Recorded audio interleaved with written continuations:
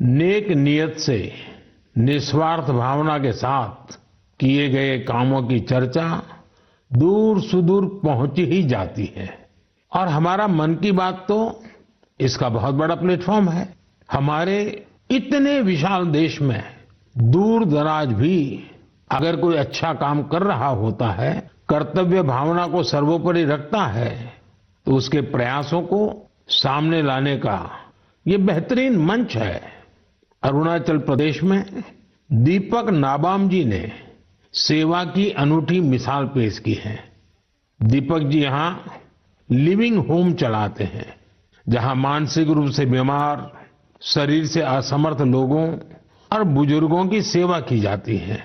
यहाँ पर ड्रग्स की लत के शिकार लोगों की देखभाल की जाती है। दीपक नाबाम जी ने बिना किसी सहायता के समाज के वंचित लोगों, हिंसा पीड़ित परिवारों और बेघर लोगों को सहारा देने का अभियान शुरू किया। आज उनकी सेवा ने एक संस्था का रूप ले लिया है। उनकी संस्था को कई अवार्ड से भी सम्मानित किया गया है। लक्षद्वीप के कवरत्ती द्वीप पर नर्स के रूप में काम करने वाली के हिडुम्बी जी, उनका काम भी बहुत प्रेरित करने वाला है। आपको ये जानकर हैरानी होगी कि वो 18 वर्ष पहले सरकारी नौकरी से रिटायर हो चुकी हैं, लेकिन आज भी उसी करुणा और स्नेह के साथ लोगों की सेवा में जुटी हैं, जैसे वो पहले करती थी। लक्षद्वीप के ही केजी मोहम्मद जी के प्रयास ये भी अद्भुत है।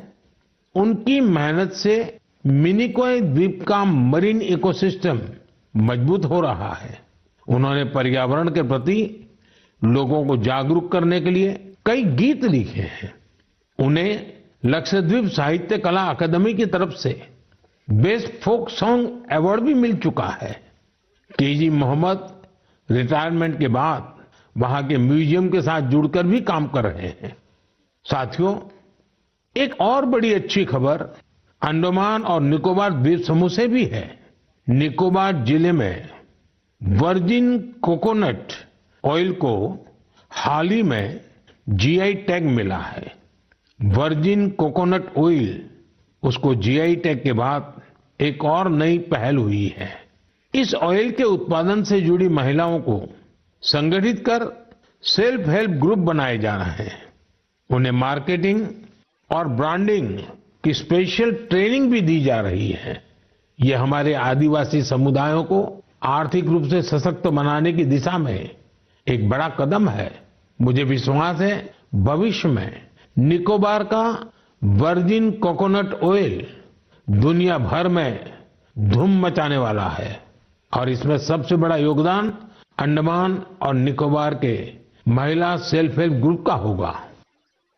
मेरे प्यारे देशवासियों, पल भर के लिए आप एक दृश्य की कल्पना कीजिए।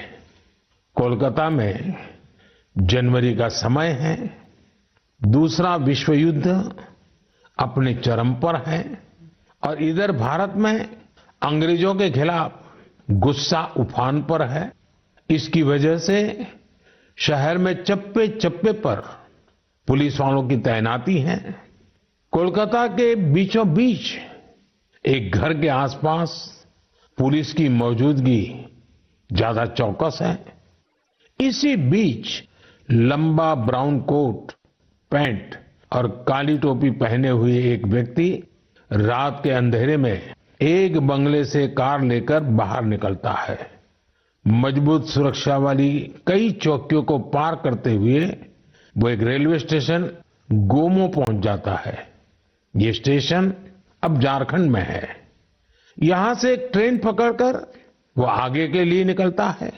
इसके बाद अफगानिस्तान होते हुए वो यूरोप जा पहुंचता है और यह सब अंग्रेजी हुकूमत के अभेद किलेबंदी के बावजूद होता है।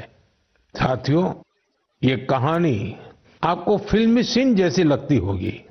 आपको लग रहा होगा इतनी हिम्मत दिखाने वाला व्यक्ति आखिर किस मिट्टी का बना होगा। दरअसल ये व्यक्ति कोई और नहीं, हमारे देश की महान विभूति नेताजी सुभाष चंद्र बोस थे। 23 जनवरी यानी उनकी जन्म जयंती को अब हम पराक्रम दिवस के रूप में मनाते हैं। उनके शौर्य से जुड़ी इस गाथा में भी उनके पराक्रम की झलक मिलती है। कुछ साल पहले मैं उनके उसी घर में गया था जहां से वे अंग्रेजों को चकमा देकर निकले थे। उनकी वो कार अभी वहां मौजूद है। वो अनुभव मेरे लिए बहुत ही विशेष रहा। सुभाष बाबू एक विजनरी थे। साहस तो उनके स्वभाव में रचा बसा था। इतना ही नहीं, वे बहुत कुशल प्रशासक भी थे। महज 27 साल की उम्र में वो कोलकाता कॉरपोरेशन के चीफ एग्जीक्यूटिव ऑफिसर बने और उसके बाद उन्होंने मेयर की जिम्मेदारी भी संभाली। एक प्रशासक के रूप में भी उन्होंने कई बड़े काम किए। बच्चों के लिए स्कूल, गरीब बच्चों के लिए दूध का इंतजाम और स्वच्छता से जुड़े उनके प्रयासों को आज भी याद किया जाता है। नेताजी सुभाष का रेडियो के साथ भी गहरा नाता रहा है। उन्होंने आजाद हिंद रेडियो की स्थापना की थी, जिस पर उन्हें सुनने के लिए लोग बड़ी बेसब्री से प्रतीक्षा करते थे। उनके संबोधनों से विदेशी शासन के खिलाफ लड़ाई को एक नई ताकत मिलती थी। आजाद हिंद रेडियो पर अंग्रेजी, हिंदी, तमिल, बांग्ला, मराठी, पंजाबी, पश्तो और उर्दू में न्यूज बुलेटिन का प्रसारण होता था। मैं नेताजी सुभाष चंद्र बोस को नमन करता हूं। देश भर के युवाओं से मेरा आग्रह है कि वे उनके बारे में अधिक से अधिक पढ़ें और उनके जीवन से निरंतर प्रेरणा लें। साथियों, मन की बात का ये कार्यक्रम हर बार मुझे राष्ट्र के सामूहिक प्रयासों से, आप सबकी सामूहिक इच्छा शक्ति से जोड़ता है। हर महीने मुझे बड़ी संख्या में आपके सुझाव, आपके विचार मिलते हैं और हर बार इन विचारों को देखकर विकसित भारत के संकल्प पर मेरा विश्वास और बढ़ता है। आप सब इसी तरह अपने अपने काम से भारत को सर्वश्रेष्ठ बनाने के लिए प्रयास करते रहें। इस बार की मन की बात में फिलहाल इतना ही। अगले महीने फिर मिलेंगे। भारतवासियों की उपलब्धियां, संकल्पों और सिद्धियों की नई गाथाओं के साथ। बहुत बहुत धन्यवाद। नमस्कार।